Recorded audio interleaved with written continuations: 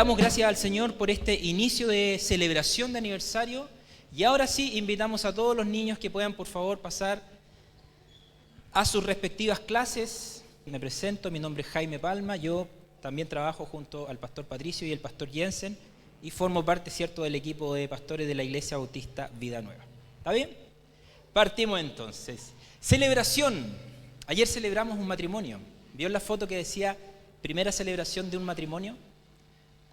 Porque también dentro de las tareas nuestras como congregación está celebrar matrimonios, está celebrar los bautismos, está celebrar la cena del Señor que hoy día también se ha preparado.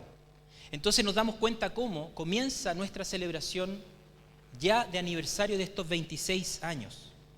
Cuando nosotros nos adentramos a la palabra del Señor también vemos fiestas, también vemos celebraciones que el Señor tiene para sus hijos, para su pueblo escogido. Si usted se va, no lo busque por favor, pero si usted se va al capítulo 23 de Levítico, en esos 44 pasajes de la Biblia, usted va a encontrar las fiestas, las celebraciones, que son 7, la Pascua, los panes sin levadura, las primicias, la expiación, los tabernáculos, el Pentecostés, la fiesta de las trompetas. Vemos fiestas, vemos celebraciones que el pueblo escogido comienza a hacer, ¿cierto?, en honor al Señor. Si tú lees este capítulo de la Biblia en Levítico, este capítulo 23, te vas a dar cuenta de unos puntos que yo voy a poner simplemente referenciales y como pilares, que no va a ser la enseñanza esta mañana. Pero en esos puntos, cuando hablamos de la celebración, nosotros hablamos de fiestas señaladas. O sea, hay fechas establecidas por Dios para celebrar. Nosotros estamos estableciendo una fecha. Marzo de cada año vamos a tener nuestro mes de aniversario. Dice la palabra del Señor en esos 44 versículos que hay una santa convocatoria. Eso nosotros lo vamos a traducir como una comunión. El templo no celebra solo. Es la iglesia la que nosotros celebramos, ¿cierto?, lo que el Señor ha hecho con el templo, pero también ha hecho con la iglesia. Y todo lo que el Señor hace es en honor a Él. Pero también dicen en estos 44 versículos que no se debía hacer trabajo servil. Eso significa que había una dedicación de parte de las personas para celebrar esta fiesta en honor a Dios. ¿Qué es lo que hacemos nosotros como congregación? Nos vamos a dedicar este mes de aniversario a celebrarnos y a darle la gloria, ¿cierto?, y la honra al Señor. También había una celebración, el tipo de celebración, ya lo dije, la Pascua, los panes sin levadura, la fiesta de las trompetas. ¿Qué es lo que estamos celebrando? Bueno, nuestro aniversario. ¿Y sabes qué también había? Había una ofrenda, que en las celebraciones el pueblo escogido, los hijos de Dios, hacían en honor a Dios. Y eso hoy día nosotros lo traducimos como una acción de gracias. ¿Cuántos de nosotros estamos agradecidos por lo que Dios ha hecho en nuestras vidas y en la Iglesia Bautista Vida Nueva? Yo creo que todos. Todos en algún momento estamos agradecidos por lo que Dios ha hecho, por lo que Dios está haciendo y por lo que Dios va a hacer. Pero todo es en honor al Señor. Cuando nosotros vemos las celebraciones que hay, yo lo quiero extrapolar, lo quiero plasmar en la carta que vamos a leer en esta mañana, que es la carta de Tito. Y la celebración que nosotros vamos a tener hoy día, yo le puse un título muy simple, pero para que usted lo recuerde. Una celebración con 3 P. ¿Por qué? Número 1, celebración pasada. Vamos a celebrar la manifestación del Señor en los hombres. Número 2, celebración presente. La manifestación, de su carácter. Y a eso le vamos a llamar la sana doctrina. Pero también tenemos una tercera celebración que vamos a ver esta mañana y que es la celebración por venir, es decir, al futuro, que va a ser la manifestación de su gloria. Entonces, vamos a leer, y le invito a que puedas abrir tu Biblia en Tito. Después de 2 de Timoteo viene Tito, y vamos a leer el capítulo número 2.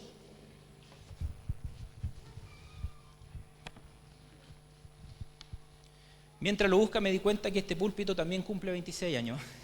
¿O viene de antes? Viene de mucho antes. Creo que lo mandó a hacer Noé con el arca ahí al ladito. Se mandó este púlpito. Así que también tiene historia. Bien, capítulo 2 de Tito. Vamos a leer el versículo 11, 12 y 13. Les recuerdo que leemos desde la Biblia de las Américas. Dice así la palabra del Señor. Porque la gracia de Dios se ha manifestado trayendo salvación a todos los hombres, enseñándonos que negando la impiedad y los deseos mundanos, vivamos en este mundo sobria, justa y piadosamente. Versículo 13. Aguardando la esperanza bienaventurada y la manifestación de la gloria de nuestro gran Dios y Salvador Cristo Jesús. Oramos. Padre Santo, te damos muchas gracias por este lindo día que tenemos de poder congregarnos de manera libre en este lugar. Lo hacemos con un deseo en nuestro corazón. Primero, poder adorarte y alabarte, pero también esperamos que usted pueda hablarnos, pueda usted exhortarnos, pueda usted amonestarnos, pueda usted instruirnos, capacitarnos en esta mañana a través de su palabra. Padre Celestial, te ruego que todos mis hermanos, mis hermanas que están acá presentes y cada uno de nosotros podamos estar con nuestra mente disponibles, dispuestos a escuchar tu palabra y a ser enseñados, porque si hay algo que tiene autoridad es tu palabra, Señor. Por eso te rogamos que todos los problemas, las situaciones que quizás estamos viviendo, hoy día estén separados de nosotros, Señor, y podamos adentrarnos en lo que tú quieres hablarnos, podamos poner atención a lo que tú quieres decirnos, y de sobremanera también podamos aplicar la enseñanza que tú en esta mañana nos tienes a cada uno de nosotros. Si hay algo que también desea nuestro corazón es poder honrarte, Señor, con nuestros actos, con nuestras palabras, con nuestro carácter, Señor. Así es que te damos gracias y también te pedimos que puedas instruir también a los niños a través de sus maestras, Señor, para que también de chiquititos se estén cimentando y fundamentando en tu enseñanza. Te damos gracias en el nombre de Jesús. Amén. Cuando nosotros hablamos de Tito, nos damos cuenta de que era un discípulo de Pablo y era una persona joven al igual que Timoteo. Pablo lo reconoce como un hijo según la fe, ¿ya? Cuando Pablo habla de Tito, lo reconoce como un hijo según la fe. Pablo tiene el carácter y la personalidad que lo hicieron ser muy apto y estar dispuesto para la labor que tenía encomendada de parte de Pablo. Tito tenía una capacidad en el liderazgo, por ejemplo, en la administración. Pablo dice Corintios que se regocijaba por el gozo de Tito. También dice Pablo, y lo tilda como un creyente diligente. Entonces ya empezamos a ver características en una persona. Y esas características nos damos cuenta que es la obra del Señor en esa persona. Cuando los hermanos hablan de ti, de buena manera, por supuesto, como un creyente, ¿qué están viendo? ¿Qué están visualizando los hermanos en cuanto a tu carácter, en cuanto a tus dones, en cuanto a las capacidades que el Señor te ha entregado? Pablo vio en Tito cosas y lo encomendó, lo mandó, ¿cierto?, a hacer dos cosas puntuales. En esta carta que habla, ¿cierto?, le dice que acerca del cuidado y de la organización de la iglesia. Veo características y comienzo a entregar una labor, ¿cierto?, a esa persona. Para ello vemos el versículo 11 que dice: por la gracia de Dios se ha manifestado trayendo salvación a todos los hombres. Fíjate bien, el primer punto que nosotros vamos a hablar es acerca de la celebración pasada. ¿Y qué es la celebración pasada? Es la manifestación del Señor a los hombres. Para Pablo esto fue demasiado importante porque marcó su vida en un antes y en un después. Cuando Pablo le habla a Timoteo, le dice: grande es el misterio de la piedad. Él fue manifestado en carne. Ya hay una seguridad que el Señor había sido manifestado. Y esa manifestación, y eso lo que logró entender Pablo, ¿cierto?, lo llevó a entregar su vida al Señor. ¿Por qué? Porque logró entender, ¿cierto?, que el Señor se había manifestado en su vida. Entonces comenzamos nosotros a poner ciertos pilares, ciertos fundamentos cuando vemos, ¿cierto?, la palabra del Señor. Y esta manifestación en la vida de Pablo, ¿qué es lo que hizo? Lo llevó al arrepentimiento, es decir, a un cambio de dirección. El Señor trató con el corazón de Pablo. Pablo, ¿cierto?, vino al reconocimiento de Jesús como Señor y Salvador, y por ende pasó a un plano de este conocimiento de la verdad. Esta manifestación en la vida de Pablo generó un cambio, un cambio en su manera de pensar, renovó su mente, y ahora, ¿cierto?, le toca enseñar. ¿Qué es lo que dice, por ejemplo, a la iglesia de Roma? En el capítulo 16, versículo 26. Para guiarlos a la obediencia de la fe. Entendamos esto. Pablo se encontró con el Señor. Este encuentro que tuvo con el Señor, esta manifestación del Señor en su vida, le entregó un pleno conocimiento de la verdad. Al entregarte un pleno conocimiento, ¿cierto?, de la verdad, Pablo comienza a guiar a otros al pleno conocimiento de la verdad. Entonces decimos, una celebración pasada. ¿Qué significa? ¿Qué trajo la manifestación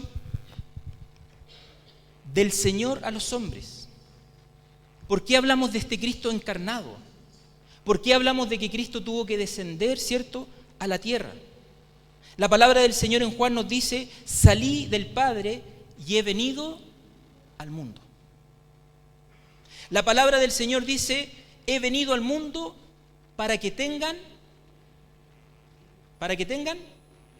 vida. Entonces te das cuenta que lo que nosotros celebramos como pasado, esta encarnación, esta manifestación del Señor a los hombres, tiene un propósito. Ese propósito Pablo no lo entendía desde un comienzo. ¿Cuándo lo comenzó a entender? Cuando Pablo tuvo un encuentro personal con el Señor. Y como entendió el pleno conocimiento de la verdad, el Señor lo capacitó y él mismo comenzó a capacitar a otros. Por eso es que nosotros celebramos que Cristo haya venido, esta manifestación, porque el Señor vino, salió del Padre y vino al mundo. Porque vino al mundo para que cada uno de nosotros tengamos vida. Dice Juan también: he venido al mundo para que todo el que cree en mí no permanezca en tinieblas. Entonces hay un propósito, hay una verdad clara, específica y establecida en la venida de Cristo a esta tierra. Lo que nosotros decimos, ¿cierto?, a esta manifestación del Señor a los hombres. Cristo vino al mundo para salvar a los pecadores. Y Pablo dice: de los cuales, ¿cierto?, yo soy el primero. Entonces, si hacemos un resumen, esta celebración pasada, este Cristo encarnado, nos damos cuenta que vino para que el hombre tenga vida. Vino para que no permanezcamos en tinieblas y vino a salvar a los pecadores. ¿Por qué era necesario esta manifestación del Señor? Tenemos la respuesta en Génesis 3. el pecado, errar al blanco, la desobediencia, la caída. Resultado de eso, la muerte espiritual. La separación entre Dios y los hombres, fruto de esta desobediencia, del pecado consumado del hombre. Entonces vuelvo y pregunto, ¿por qué era necesario esta manifestación del Señor? Bueno, porque se perdió esa comunión. Se perdió la intimidad entre Dios y el hombre. Romanos nos dice que la paga del pecado es muerte.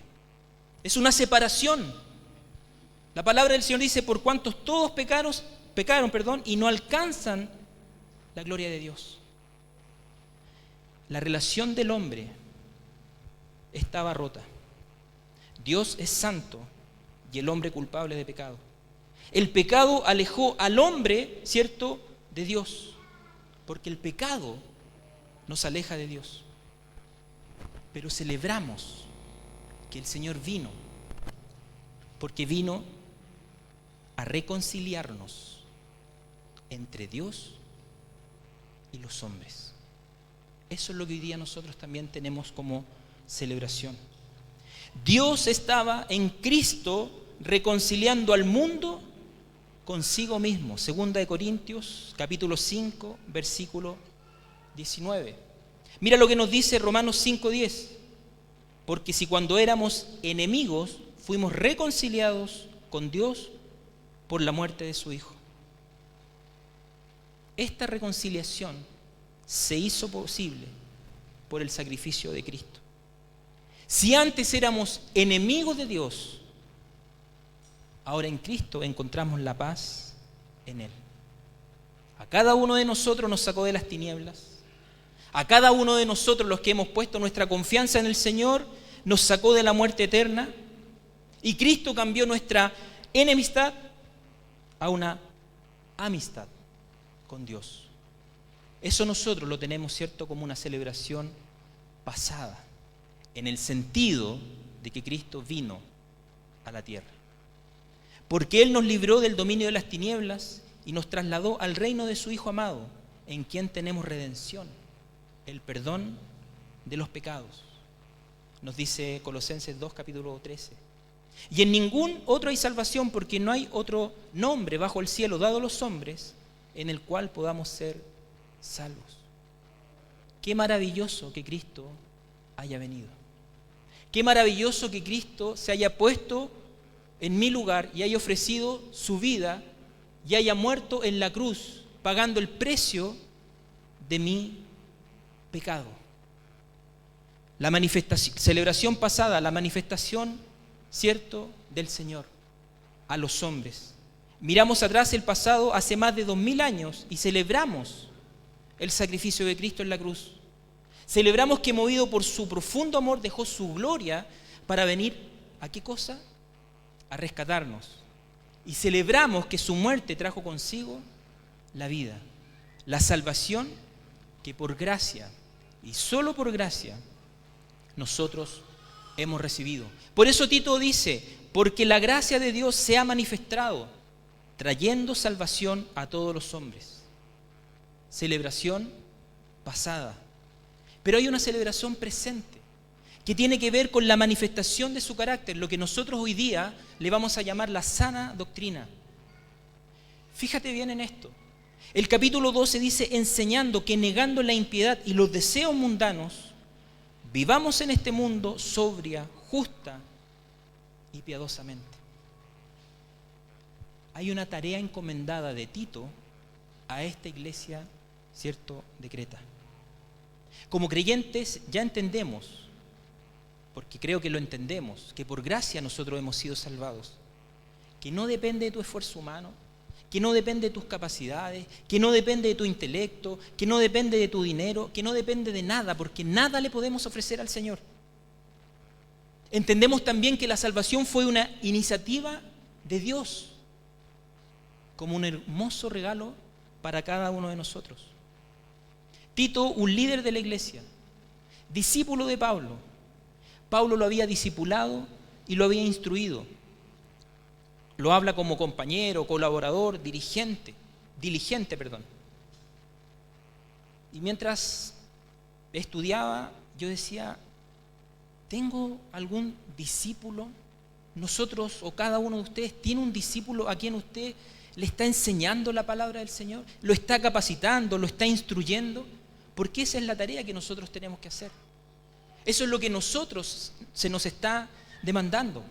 Fíjate que la iglesia de Creta era una iglesia bien particular, por las palabras que Pablo pone en la carta. En esta iglesia había legalismo. En esta iglesia habían cosas que claramente no estaban bien. Y Pablo le pide a Tito, ¿cierto? Dice la Biblia, que se quede en Creta con una misión especial: poner en orden la iglesia. Considerando que dentro de la iglesia había muchos rebeldes, habladores vanos y engañadores, que es necesario tapar la boca. No lo digo yo, lo dice, ¿cierto?, la Biblia. Estos engañadores trastornaban las familias completas. Estos engañadores enseñaban cosas que no se debían y más encima con ganancias deshonestas. Pablo genera un epíteto acá bien particular sobre los cretenses y los tilda de mentirosos, malas bestias y glotones ociosos. Es como para la risa, pero ese es el problema que hay. Cuando vemos que hay un problema en la iglesia, o cuando Pablo se da cuenta de que hay un problema en la iglesia de Creta, ¿sabe lo que hace? Instruye a Tito para que Tito trabaje con la iglesia. No trae gente de afuera. Esta misión que Pablo le entrega, Pablo le dice en el capítulo 1, versículo 13, dice: por eso repréndelos severamente para que sean sanos en la fe. ¿Qué celebramos? La manifestación de su carácter en sana doctrina.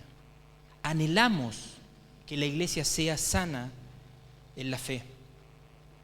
Pablo dice que estos maestros, tanto su mente como su conciencia, están corrompidas. Profesan conocer a Dios, pero con sus hechos lo niegan, siendo abominables y desobedientes e inútiles para cualquier cosa buena. Este era el diagnóstico que Pablo tenía.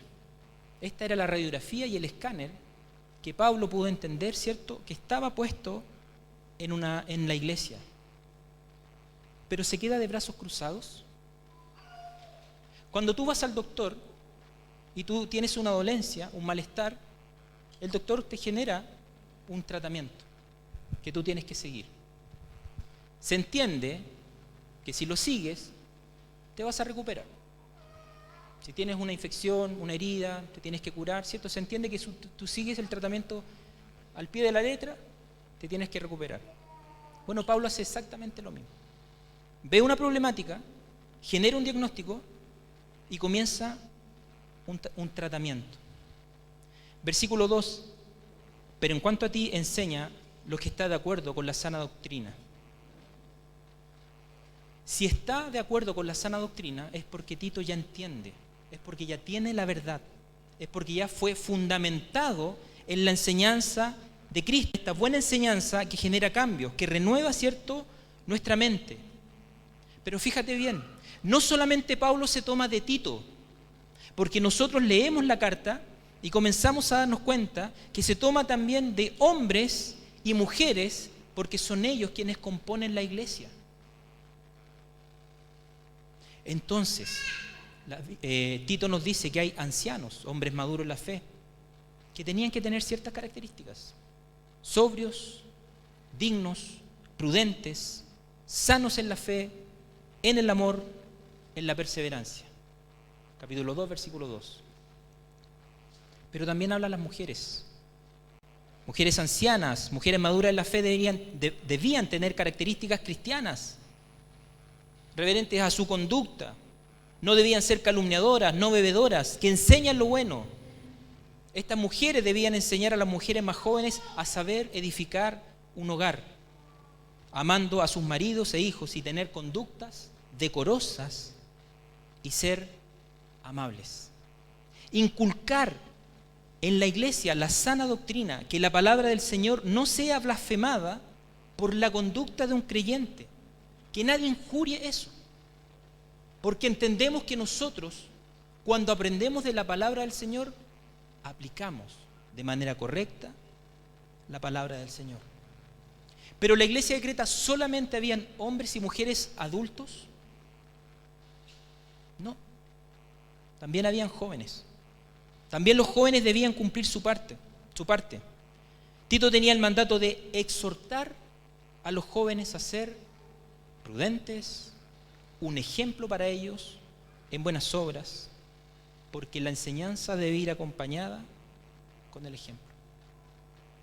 Jóvenes de Iglesia Bautista Vida Nueva, ustedes quizás aprenden de los que somos más grandes, pero también ustedes le enseñan con sus actos a los que son más chicos. Por eso es que es importante que lo que nosotros sabemos intelectualmente lo apliquemos, obviamente, en el día a día.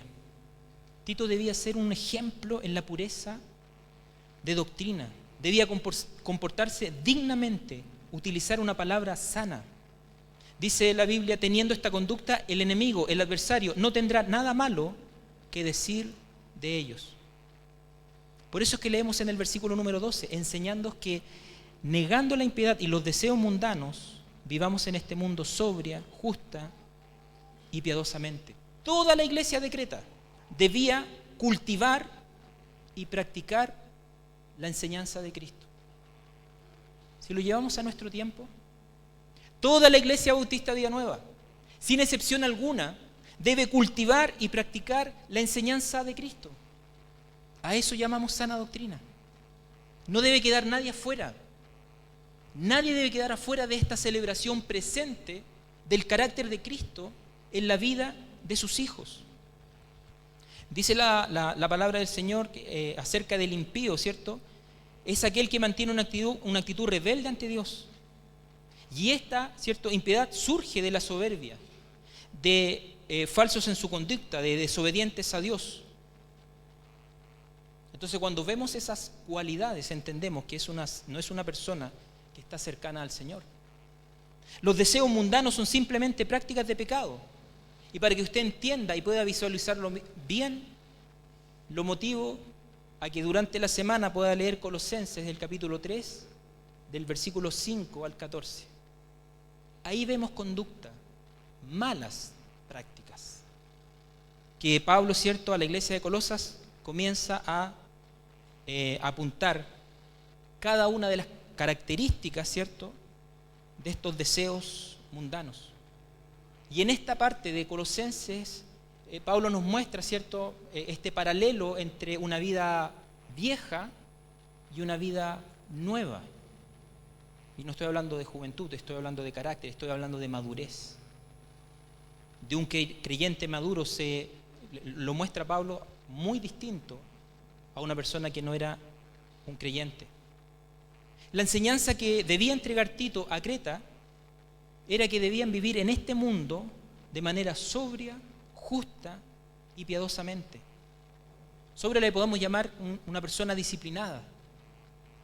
Justa, actuando justamente con respecto a las personas, ¿cierto?, que nos rodean. Y piadosamente tomar en serio y con responsabilidad a Dios y a su palabra. Ese es el fundamento que Pablo estaba, ¿cierto?, llevando a Tito. Entonces, ¿qué es lo que nosotros tenemos que celebrar hoy día en el presente, en la Iglesia Bautista Vida Nueva? Celebramos que nuestro buen Dios ha preparado a hombres y ha preparado a mujeres, ¿cierto?, de esta congregación. Ha preparado maestros, maestras, ha preparado líderes que se han capacitado, que han estudiado. Y el Señor durante estos 26 años también se encargó de levantar a pastores nacionales en esta congregación. Y todo eso es para la gloria del Señor. Y eso es lo que nosotros también celebramos, ¿cierto? Fundamentados en la buena enseñanza de Cristo. Por eso es que la Biblia tiene valor, porque tiene una buena enseñanza que renueva nuestra mente, que nos capacita para nosotros también capacitar a otros. Y eso obviamente es digno de celebrar. Pues nadie puede poner otro fundamento que el que ya está puesto, el cual es Jesucristo. Celebramos el presente de la Iglesia Bautista de Villanueva, fundamentado, ¿cierto?, en la sana doctrina, y por eso es que hemos puesto ese eslogan: fiel a Dios, fiel a su palabra. Eso es lo que nosotros celebramos. Y tenemos la última P, que es una celebración por venir, el futuro, que es la manifestación de su gloria.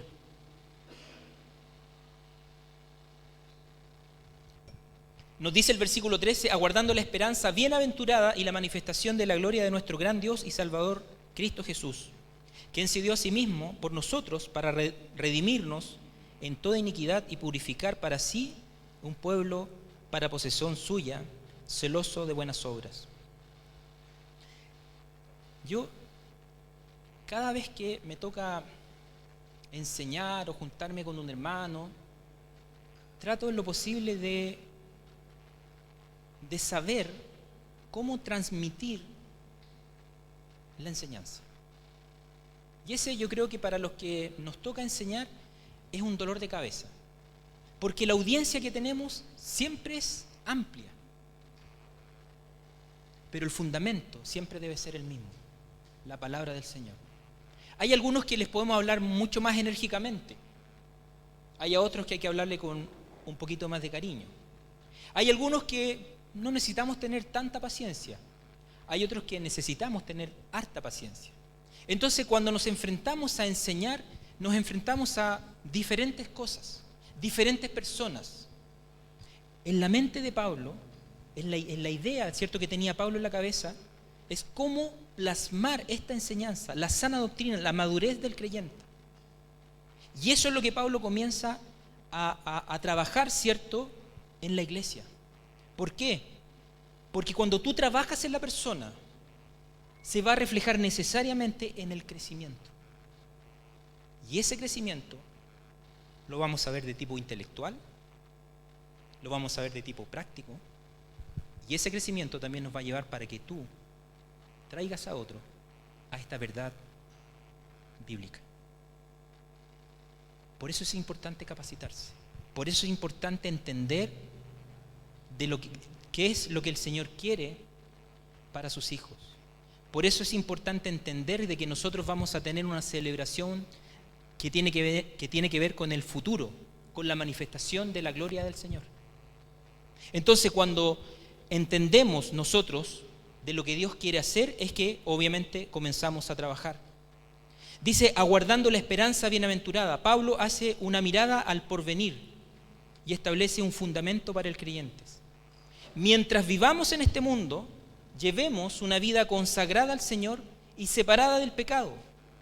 Aguarda la esperanza. El nacido de Dios vive con la esperanza de que el Señor, más temprano obviamente que tarde, será manifestado en gloria.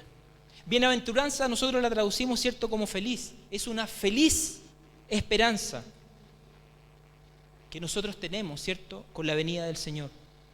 Como cristianos, nuestra esperanza está fundamentada en su palabra. Como creyentes, nuestra esperanza está fundamentada en Cristo. No en las cosas de este mundo, no en lo que está pasando hoy día, no en lo que nosotros estamos viviendo, sino que nuestra esperanza está en el Señor. Aguardamos la esperanza bienaventurada de que el Señor viene por sus hijos. Entonces nosotros, los que estamos vivos, permanezcamos, seremos arrebatados juntamente con ellos en las nubes al encuentro del Señor en el aire, y así estaremos con el Señor para siempre. ¿Usted tiene esa esperanza? de esperar, ¿cierto?, al Señor. Dice la Biblia también, aguardamos la esperanza bienaventurada de que viviremos juntamente con Él. Juan 14 nos dice, y si me voy a preparar un lugar para vosotros, vendré otra vez y os tomaré conmigo para que donde yo estoy, allí estéis también vosotros. ¿Usted tiene la esperanza de que viviremos juntamente con el Señor? ¿Se da cuenta que nuestra esperanza está fundamentada en lo que dice la Biblia? Y eso es lo que nosotros necesitamos transmitir a otros. Aguardamos la esperanza bienaventurada de la vida eterna. Nos ha tocado muchas veces, porque es parte central, ¿cierto?, del Evangelio, la vida eterna. Y el testimonio es este, que Dios nos ha dado vida eterna y esta vida está en sus hijos. Muchos no tienen la esperanza que usted tiene de la vida eterna. Y eso es lo que nosotros como Iglesia Bautista Vida Nueva también celebramos. Entonces se da cuenta que la celebración nuestra es una celebración amplia. Celebramos el pasado con esta manifestación del Señor a los hombres. Celebramos el presente con la manifestación, ¿cierto?, del Señor en cuanto a su carácter, a la sana doctrina, a la enseñanza. Pero también tenemos una celebración futura de un porvenir que va a ser la gloria del Señor con sus hijos. Una esperanza de la vida eterna, una esperanza de que viviremos con el Señor y una esperanza de que el Señor viene por su iglesia. Si vemos la celebración de estos 26 años, también podemos hacer esta misma lógica. Una celebración pasada, una celebración presente y una celebración por venir. ¿Cuántos pastores debe conformar el equipo de la Iglesia Bautista Vida Nueva? 5, nos dice María Olga, muy bien. ¿Cuántos pastores hoy día hay? 3, faltan 2. ¿Cuánto es la cantidad de personas que nosotros queremos, ¿cierto?, a llegar en cuanto a número para poder enseñar la palabra del Señor? ¿Cuánto? 1000. ¿Caben 1000 acá? No. ¿Qué es lo que tenemos que hacer? ¿Ah? ¿Qué tendríamos que hacer? ¿Ah? Derribar los muros. Compramos la casa al lado, compramos la casa de allá y hacemos una mega iglesia. ¿Se da cuenta que hay una celebración por venir cuando nosotros pensamos en la proyección? Y eso es lo que nosotros tenemos que entender. Pero para eso, Pablo capacitó a Tito y Tito capacitó a la iglesia. Sin duda la celebración pasada, presente y por venir que ponemos sobre la mesa tiene este cierto recorrido, donde nosotros como equipo pastoral estamos también involucrados y estamos también involucrados en tu vida para poder enseñarte lo necesario para tu crecimiento, para tu madurez. Y hay celebración. Todos los años celebramos en el liderazgo las metas alcanzadas. Todos los años nos tomamos un tiempo de celebración para poder decir, gracias Señor por lo que hiciste. Gracias Señor por lo que pudimos lograr, por lo que pudimos cumplir. Y eso es lo que nosotros también celebramos. Pero no nos quedamos aquí. También hay una celebración de la Iglesia Bautista Vida Nueva que tiene que ver con el porvenir. Hoy día, todos juntos también tenemos una celebración. Hoy día todos juntos también vemos aquí una mesa donde el Señor nos convoca, el Señor nos motiva a que todos juntos podamos celebrar en comunión. Pero ¿sabes? Cada vez que me invitan a la cena del Señor, necesariamente me hace mirar hacia la cruz de Cristo. Cuando tomamos la cena del Señor, me hace mirar la cruz de Cristo, me hace mirar de que el Señor me reconcilió con Dios. Dice la Biblia que los testigos oculares, porque lo está anotado, dice que Cristo fue azotado. Dice la palabra del Señor que su cuerpo fue molido y que la cruz fue manchada por la sangre preciosa del Señor. Un inocente murió como culpable. Un inocente llevó el peso del pecado de la humanidad, pagando el precio, ¿cierto? Y reconciliando a Dios con el hombre. Hoy día, como Iglesia Bautista Vida Nueva, tenemos la oportunidad de celebrar la cena del Señor. No por tus obras, es por la obra de Cristo. De ponernos a cuentas con Dios, pidiendo perdón por nuestros pecados y reconciliando a través del sacrificio de Cristo mi comunión con Dios.